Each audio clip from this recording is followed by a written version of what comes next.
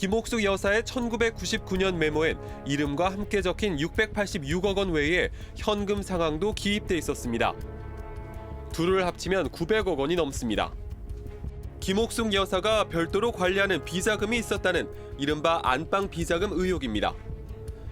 노태우 대통령의 부인 김옥숙 여사 인 친척이 관리하고 있는 것은 전혀 노출되지 않는다. 이 문제까지 이번 조사가 돼야 된다.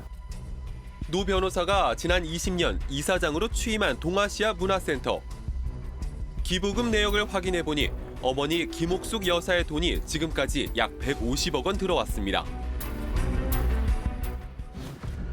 최태원 SK 회장과 노소영 아트센터 나비관장의 1조 3천억 원대 재산 분할 판결. 지난해 스트레이트는 이 판결의 결정적인 증거가 된 노태우 씨의 부인 김옥숙 여사의 메모를 추적했습니다. 그 과정에서 아들 노재현 이사장이 운영하는 공익재단에 김 여사가 거액의 뭉칫돈을 기부해온 사실을 포착했습니다. 그리고 이 기부금의 사용처가 서서히 드러나고 있습니다. 현금 기부금이 들어오고 바로 부동산을 취득하고 현금 기부금이 들어오면 또 주식을 취득하고 그런데 그게 누가 기부했는지 부실공시되어 있고 그렇다는 건 원천이 불투명하다는 거고. 이어서 내란죄로 처벌을 받았던 전직 대통령 노태우 씨의 비자금 의혹을 취재해온 임상재 기자와 이야기를 나눠보겠습니다. 임 기자, 지난해 아들 노재헌 씨가 운영하는 동아시아 문화센터에 어머니 김옥숙 씨의 뭉칫돈이 들어왔다는 내용 보도했는데요. 이 돈을 둘러싼 의혹이 추가로 드러나고 있죠. 네, 동아시아 문화센터의 자금 운용 방식이 다른 공익재단과는 좀 달랐고 정보 공개도 투명하지 않았습니다. 이 재단이 노 씨 일가 재산의 대물림 수단일 수도 있다는 의심도 나오고 있습니다. 동아시아 문화센터의 시작은 2012년 한중문화센터였습니다. 노태우 씨가 대통령으로 재임 중이던 1992년 체결된 한중수교 20주년을 맞아 설립됐습니다. 딸 노소영 관장이 5억 원을 출연하고 아들 노재현 변호사가 원장을 맡았습니다. 출범 당시 자산은 5억 2천만 원. 이후 2019년 한중문화센터는 노 씨의 북방외교 정신을 계승하고 동아시아 국가들과의 상호교류 사업에 힘쓰겠다며 동아시아 문화센터로 이름을 바꿉니다. 이듬해에는 노 변호사가 이사장으로 취임했습니다. 양국 국민들의 문화를 통한 문화 교류를 통한 이해가 더욱더 이루어져야 한다는 이런 생각을 가졌습니다. 우리가 새로운 그리고 2023년 말 기준으로 자산은 152억 원까지 불어나 있었습니다. 11년 만에 30배 가까이 증가한 겁니다. 이렇게 자산이 폭발적으로 늘어난 건 어머니 김옥숙 여사의 기부금 덕분이었습니다. 지난 2016년 10억 원을 시작으로 3년간 10억 원대의 기부금을 내다가 아들이 이사장으로 취임한 후 2년 동안은 무려 115억 원을 기부했습니다. 다 합치면 147억 원에 달합니다. 하지만 당시 공익재단 공시 어디에서도 김 여사와 노 이사장의 관계는 공시되지 않았습니다. 해당 없음이라고 써놨어요. 90억을 넣으면서. 어머니를 어머니라고 부르지를 않아요. 기부금 사용처가 제대로 드러나지 않는 경우도 있었습니다. 김 여사가 기부한 뭉칫돈의 출처와 기부금 사용처에 대한 의혹이 불거졌습니다. 이에 대해서 환수해야 한다 이런 여론이 높습니다. 그리고 편법적으로 징여됐거나 상속된 금액이 있다면 과세가 필요하겠다 이런 의견들입니다. 그러자 동아시아 문화센터는 무려 22차례나 공시자료를 수정하기 시작했습니다. 김 여사와 노 이사장의 관계를 가족이라고 고쳤고 83억 원 규모의 신탁에 가입한 사실을 뒤늦게 공개하는가 하면 기부금 잔액을 0원으로 적어놨다가 97억 원으로 수정하기도 했습니다. 97억 원 누락은 단순 오류로 보기 어렵고 이 어려운 큰 거액을 비자금 은닉을 목적으로 한 의도적인 분식 회계가 아닌지 철저한 조사가 필요합니다. 세무당국은 언론 보도와 국정감사에서 지적이 나와 재단 측에 공시를 수정하라고 요청했다며 공시에 일부 오류가 있긴 했지만 다른 서류를 통해 정확한 내용을 확인했다고 밝혔습니다. 그래서 스트레이트는 새롭게 공개된 자료들을 통해 센터 측이 김 여사의 기부금을 어디에 썼는지 추적했습니다. 청와대 인근에 위치한 지하 1층, 지상 4층 규모의 상가 건물. 지난 2017년 10월 동아시아 문화센터는 이 건물을 14억 6천만 원을 주고 매입했습니다. 2016년과 2017년 김 여사가 각각 10억 원씩 20억 원을 기부한 직후였습니다. 그리고 지난해 11월 이 건물을 47억 원에 매각해 7년 만에 32억 원이 넘는 시세 차익을 남겼습니다. 지금 여기 없어졌거든요. 사무실 공사라고. 소유주가 동아시아 문화센터였던 걸로 알고 있는데 그러면 동아시아 문화센터에서 다른 회사로 매각이 된? 네, 저는 그렇게 알고 있는데. 서울 경복궁역 인근에 있는 연면적 666제곱미터 지하 2층, 지상 3층짜리 신축 건물. 2021년에는 이곳 땅을 30억 5천만 원에 사서 건물을 새로 올리기도 했습니다. 역시 부지 매입 시점은 김 여사가 2년 동안 100억 원 넘는 돈을 기부한 직후였습니다. 현재 재단의 주소지로 돼 있는데 1층은 텅 비어 있고 건물엔 재단 현판도 보이지 않습니다. 여기 이용하고 계신 거예요? 밑에 저기 음악 연습실 있어요. 피아노 연습하러 온 거예요. 이렇게 자산 152억 원 중 토지는 48억 원, 건물은 14억 원, 건설 중인 자산은 28억 원에 달했습니다. 비중은 60%가 넘습니다. 그 외에도 금융상품이 30%를 차지하고 있었고 상장 주식도 14억 원어치를 들고 있었습니다. 반면 2023년을 기준으로 동아시아 문화센터가 공익사업에 쓴 비용은 2억 6천만 원이었습니다. 전체 자산 152억 원 대비 공익사업 집행률은 1.7%에 그쳤습니다. 다른 공익재단과 비교해봤습니다. 김대중 평화센터의 공익사업 집행률은 185%, 김영삼 대통령 기념재단은 65%에 이릅니다.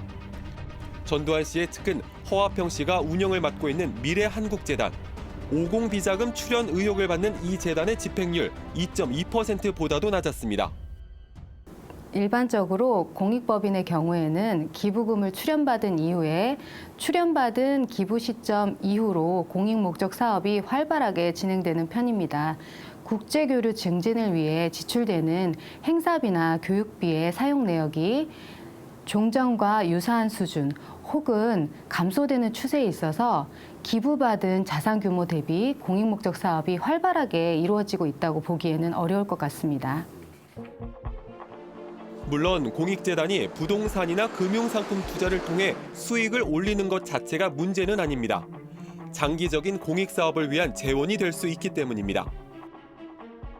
하지만 기부의 의도와 기부금의 출처에 의혹이 있다면 이야기는 달라집니다. 공익재단에는 상속세와 증여세 면제 같은 각종 세금 혜택이 주어집니다. 가장 중요한 것은 공익성 그리고 앞서 말씀드렸던 고유목적 사업을 얼마나 성실하게 이행하느냐. 이 두 가지인데 이 두 가지를 담보하기 위해서 우리나라는 법인세법, 소득세법, 재산세법, 종합부동산세법 거의 모든 세법에서 조세 우대를 부여하고 있습니다. 가장 투명해야 되는 공익법인인데도 불구하고 재원 조달 과정과 경로가 불투명하고 나아가서는 말씀드렸던 부실공시 문제도 있다. 그러면 이게 정말 공익사업을 위한 것이냐에 대해서 이에 대한 입장을 묻기 위해 스트레이트는 동아시아 문화센터의 주소지로 되어 있는 경복궁역 인근 신축 건물을 찾아갔지만 노재현 이사장을 만날 수는 없었습니다. 노재현 이사장님 좀 뵈러 왔는데요. 아니요, 지금 안 계세요. 센터 주소가 여기로 되어 있어가지고. 모르겠어요. 위에 누가 계신지는 저는 잘 모르겠고. 그럼 2층에 제가 좀 가봐도 돼요? 아니요, 그건 조금. 정리하자면 이 딸이 설립자금을 대고 아들이 운영하는 공익재단에 거액의 어머니 돈이 흘러들어왔다는 거군요. 네, 거기에다가 공익재단인데 부동산 투자에 더 적극적인 모습도 보여왔습니다. 더구나 노재현 이사장과 전직 재단 관계자 그리고 측근들이 관련된 수상한 회사들을 더 발견할 수 있었습니다. 동아시아 문화센터의 2016년 공시 자료입니다. 두 차례에 걸쳐 4억 원 가까운 돈을 S사에 지급했습니다. 명목은 중국 관광 홍보대행. 그런데 이 회사의 주 사업 분야는 관광이나 홍보와는 큰 관련이 없어 보이는 소프트웨어 개발이었습니다. 시스템 개발 업체로 하겠는데 맞나요? 예, 소프트웨어 개발 회사. 4억 정도 중국 관광 대행으로. 그 기록은 좀 찾아봐야 될 것 같은데 정확하게는 저 기억이 안 나서. S사와 동아시아 문화센터는 무슨 관계일까? S사의 대표이사가 누군지 확인해봤습니다. 최모 씨. 동아시아 문화센터의 전신인 한중 문화센터의 이사장이기도 했습니다. 또 센터 홈페이지에 올라온 노 이사장의 양력에는 S사의 부회장이라는 직함이 적혀 있습니다. 미국 변호사인 노 이사장이 뉴욕주 법원 시스템에 기재한 사무실 주소도 S사가 입주한 서울 서초구의 빌딩으로 돼 있습니다.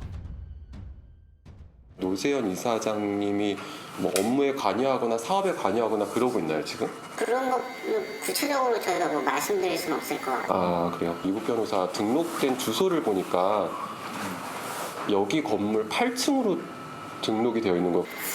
그건 저도 잘 모르겠어요. 알고 보니 S사는 지난 2014년 디지털 광고 회사 등을 하던 I사에서 분할돼 나온 회사였습니다. I사는 노재현 이사장이 조세 회피처를 통해 역외 탈세를 하고 있다는 의혹이 불거졌을 때 관련된 회사로 이름이 오르내리던 곳으로 현재는 SK그룹에 편입돼 있습니다. 결국에는 그 회사와 특수관계가 있는지가 제일 문제가 되는데 이 특수관계를 판단하는 핵심적인 기준이 그 회사의 지분 구조입니다. 회사의 주식을 이 노재현 이사장이 만약 갖고 있었다. 그렇다면 특수관계에 해당될 가능성이 더 높아질 수는 있겠죠. 근데 이제 이걸 알려면 그 기업 간 어떤 지배 구조를 다 같이 확인을 해야 되다 보니까 이 외부에서 특수관계 여부를 딱 확인을 하기는 쉽진 않습니다, 사실. 네. 그런데 주소지를 확인하는 과정에서 의심스러운 업체를 또 발견할 수 있었습니다. 동아시아 문화센터 등기에 기재된 노 이사장의 주소지는 서초구가 아닌 용산구였습니다. 주한 대사관저가 모여있는 서울 이태원의 고급 빌라촌. 5층짜리 빌라가 눈에 들어옵니다. 이곳 꼭대기층이 바로 노 이사장의 주거지로 등록된 곳입니다. 지난 2008년 부동산 매매업과 임대업을 목적으로 설립된 N사가 소유주로 나와 있습니다. 회사의 과거 사내이사에는 김모 씨가 있었는데 김 씨 역시 노 이사장과 조세 회피처의 페이퍼 컴퍼니를 만들었다는 의혹을 받는 인물입니다. 노 씨가 만든 홍콩 페이퍼 컴퍼니 두 곳의 주식은 김이라는 인물을 거쳐 계열사로 넘어갑니다. 외부로 공시된 가장 최근 자료인 2017년 감사 보고서를 보면 N사 지분의 60%는 노 이사장이, 20%는 앞서 나온 S사의 대표이자 한중문화센터 전 이사장인 최모 씨가 보유하고 있었습니다. 나머지 20%는 육모 씨 소유였는데 육 씨는 S사 자회사 대표이기도 했습니다. 이 N사가 투자한 부동산은 확인된 곳만 3곳입니다. 서울 청담동에 위치한 5층짜리 건물. 2014년에 지어 3년 뒤 46억 원에 매도했습니다. 그리고 2017년 총 9세대로 건축한 이태원의 고급 빌라. 노 이사장의 주거지로 등록된 한 세대만 빼고 나머지 8세대를 100억 원가량에 분양했습니다. 마지막 한 곳은 서울 종로 북촌 한옥마을에 있는 4층 규모의 빌딩입니다. 지난 2023년 140억 원에 사들였는데 N사의 주소지로 돼 있지만 건물은 비어 있습니다. 회사가 원래 여기 주소지 아니었어요? 이사를 가셨을 거예요. 그 매각을 한 걸로 알고 있는데 한 2달 된 것 같은데. 그런데 N사는 부동산을 매입하는 돈을 어떻게 조달해 왔을까? 은행으로부터 받은 담보대출보다 더 큰 액수인 51억 원을 주주들로부터 무이자로 빌린 걸로 돼 있습니다. 노 이사장이나 측근들이 이자도 없이 법인에 거액을 댔을 가능성이 높다는 뜻입니다. 좀 페이퍼 컴퍼니로서 조세 도피 수단으로 이용되는 회사의 그런 형태를 좀 보이고 있습니다. 주주들이 출자라든가 아니면 은행을 통한 회사 자금을 차입을 해야 되는데 주주가 돈놀이하는 식으로 그 회사에다가 돈을 빌려주고 그래서 굉장히 특이한 양상을 보이고 있고요. 노 이사장과 측근들이 출처가 의문스러운 거액의 투자금을 조성하고 이를 부동산에 투자해 자산을 불리는 과정은 이처럼 부동산 회사나 공익법인에서 반복되고 있었습니다. 국가 최고 권력자가 불법적으로 조성한 자금이 가족 관련 재단을 통해서 변칙적으로 운영되고 있다면 우리 사회의 어떤 권력형 부정부패가 청산되고 있지 않음을 의미하는 것이기 때문에 그 비자금이 기부금의 형태로 흘러들어서 우회적인 수단, 어떤 재산 증식의 수단으로 활용되는 것인지를 좀 살펴보기 위해서 기부금의 출처, 사용 내용, 그리고 부동산의 매입 과정에 대한 철저한 조사가 좀 있어야 된다고 보고 있습니다. 지난 1995년 검찰은 노태우 씨가 재벌 총수들로부터 거둬들인 비자금이 4,500억 원이라고 추정했습니다. 대법원이 선고한 추징금은 2,628억 원입니다. 비자금과 추징금의 차액은 1,800억 원입니다. 총 900억 원 규모의 자금 내역이 적힌 김옥숙 여사의 메모. 과거 세무당국이 김 여사가 210억 원 규모의 차명보험에 가입한 걸 파악했다는 사실도 뒤늦게 알려졌습니다. 지금 제가 처음으로 공개드린 거고 이게 지금까지 숨겨져 있었던 자료입니다. 이거는 국세청 자료 그리고 검찰 진술서 이렇게 됐는데 국세청에서 이걸 알고 덮었어요.